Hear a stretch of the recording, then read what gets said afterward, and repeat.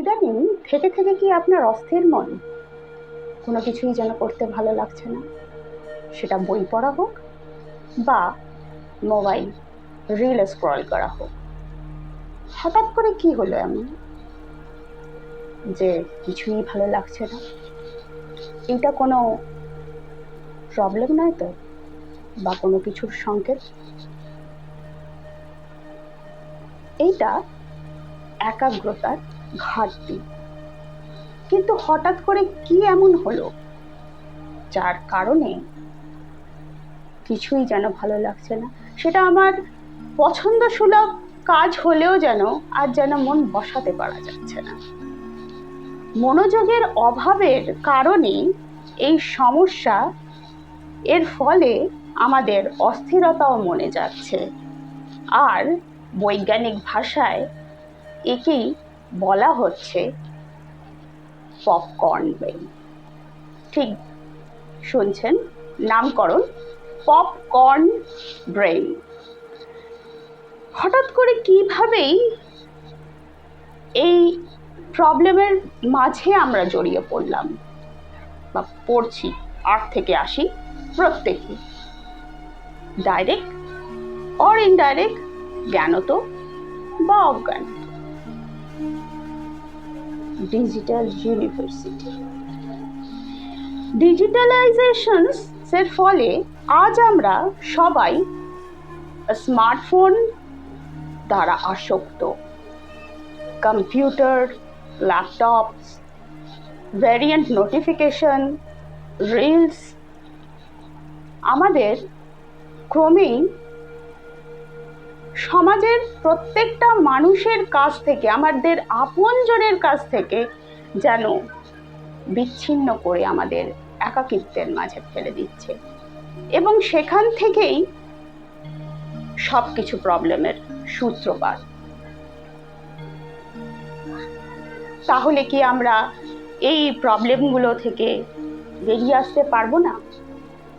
এইভাবেই আমাদের জীবন চলে যাবে? একেবারেই নয়। তাহলে করণীয় আমাদের কি? করণীয় এটাই, ডিভাইস ইউজিং আমাদের প্রয়োজন মতো করতে হবে।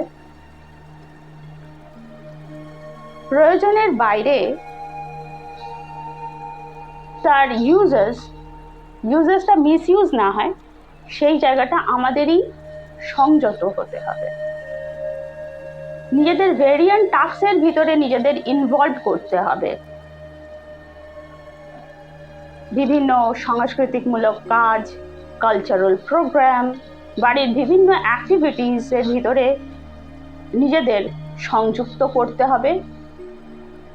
সকালে পারলে 20 মিনিট মর্নিং ওয়াক করা, হাঁটাটাও একটা ভালো অভ্যাস বটে। এবং রাত্রেবেলা ঘুমোতে যাওয়ার আগে অবশ্যই প্রাণায়াম করা।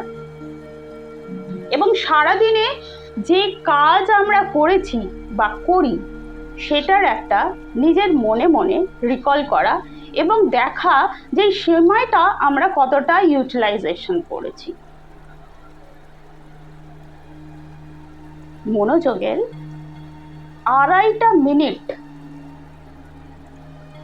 আজ ভীষণভাবে ইম্পর্টেন্ট। আপনি যাই কাজ করুন না কেন, লক্ষ্য রাখুন সেই কাজে কমপক্ষে 2.5 মিনিট যেন আপনি এক মনে সেই দিকেই মনোযোগী হন। তাহলেই আমরা প্রত্যেকে এই প্রবলেমকে নিশ্চয়ই ওভারকাম করতে পারব।